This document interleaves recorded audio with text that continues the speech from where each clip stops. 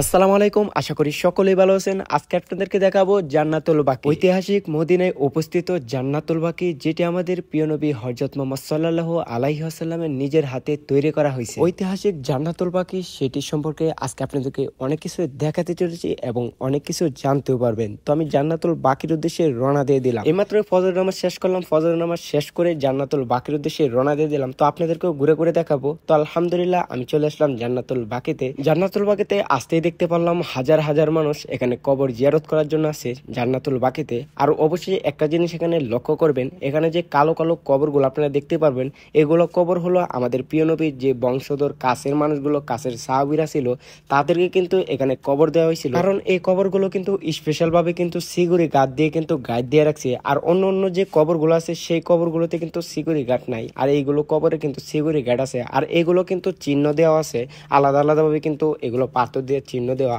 আর ওইগুলো কিন্তু পুরোটাই কিন্তু সাদা। আপনারা এখানে দেখতে পারবেন, একটা জিনিস লক্ষ্য করি, সামনে দেখতে পারবেন সাইনবোর্ড, আর এই সাইনবোর্ডে কিন্তু জান্নাতুল বাকির বিস্তারিত অনেক কিছু লেখা আছে। যারা নতুন অবস্থায় আসবেন অবশ্যই পড়ে নেবেন। তো এখানে একটা জিনিস লক্ষ্য করবেন, এইগুলো কবরগুলোতে কিন্তু কোনো প্রকারের কিন্তু চিহ্ন নাই, আর ওইগুলো কালো কবরগুলোতে কিন্তু চিহ্ন দেওয়া আছে। আর আমরা এটা জানি যে আমাদের প্রিয় নবীর বংশধর এবং সাহাবীদেরকে এখানে অনেকেইকে কবর দেওয়া হয়েছিল। আর সেই সব কবরগুলো চিহ্ন দেওয়া না থাকলেও এখানে কিছু কিছু কবর কিন্তু চিহ্ন দেওয়া আছে, যেটি আপনারা দেখতে পারবেন। এখানে সবগুলা কবর কিন্তু সাদা, আর এখানে দেখতে পারবেন কিছু কিছু কবর বিশেষ করে সেই কবরগুলো কিন্তু কালো, আর সেই কবরগুলোই কিন্তু আপনারা দেখতে পারবেন সিকিউরিটি গার্ড দিয়ে কিন্তু এখানে গাইড দিয়ে রাখছে। আর সেই গাইড দেওয়া কবরগুলোর পাশে কিন্তু দাঁড়াইতে দেয় না। আর এইটা বোঝা যায় যে এই কালো কবরগুলো আমাদের প্রিয় নবীর বংশধরের বিশেষ কারো কবর হতে পারে। আপনারা সামনে লক্ষ্য করে দেখতে পারবেন যেসব আশেপাশে কবরগুলো আছে সেই সব কবরগুলো কিন্তু কোনো প্রকারের চিহ্ন দেওয়া নাই, কোনটি কার কবর, কোনটি কার আত্মীয় স্বজনের কবর, সেটি কিন্তু কোনো প্রকারে এখানে কিন্তু চিহ্ন দেওয়া নাই। জান্নাতুল বাকি এটা সবসময় খোলা থাকে না, তখনই খুলে দেওয়া হয়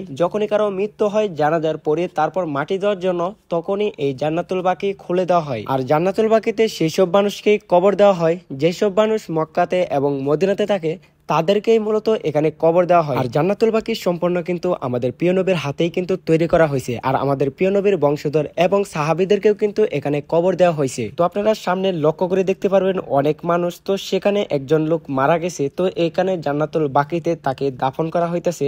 আলহামদুলিল্লাহ, যে লোকটা এখানে মারা গেছে সেই লোকটা এতটাই ভাগ্যবান যে যেটা আমাদের প্রিয় নবীর নিজের হাতে তৈরি করা হয়েছে। তো আপনারা সামনে লক্ষ্য করে দেখতে পারবেন অনেক সৌদিরা আছে, তো তাকে সেখানেই কিন্তু মাটি দেওয়া হইতেছে। জান্নাতুল বাকি এটি এরকম একটি জায়গা যেটি কোরআনে হাদিসে আছে, যেসব মানুষদেরকে জান্নাতুল বাকিতে মাটি দেওয়া হবে এবং কবর দেওয়া হবে সেই সব মানুষদেরকে কিয়ামতের আগ পর্যন্ত কোনো প্রকারের আযাব হবে না। আর এই জান্নাতুল বাকিতে শুয়ে আছেন আমাদের প্রিয় নবীর মেয়ে হযরত ফাতেমা রাদিয়াল্লাহু তাআলা আনহা। আর জান্নাতুল বাকিতে কোনো প্রকারের চিহ্ন দেওয়া নাই কোনটি কার কবর, এরকম কোনো চিহ্ন দেওয়া নাই। এখানে কিন্তু অনেক কবর দেখতে পারবেন, সবগুলা কবরই কিন্তু একই রকম, কিছু কিছু কবর কিন্তু এখানে চিহ্ন দেওয়া আছে, সেটি কিন্তু আমাদের প্রিয় নবীর বংশধরের কারো। আর জান্নাতুল বাকিতে এসে এখানে কাউকে নির্দিষ্ট না করে সবার জন্য সালাম এবং দোয়া করবে। তো জান্নাতুল বাকি আপনাদেরকে সম্পূর্ণ ঘুরে ঘুরে দেখেছি, আশা করি অনেকটাই ভালো লাগছে। ভালো লাগলে অবশ্যই পাশে থাকবেন। তো আমি গেটের কাছাকাছি চলে আসছি, তো এখন আমি বেরিয়ে পড়বো। তো দেখা হবে নতুন কোনো ভিডিওতে।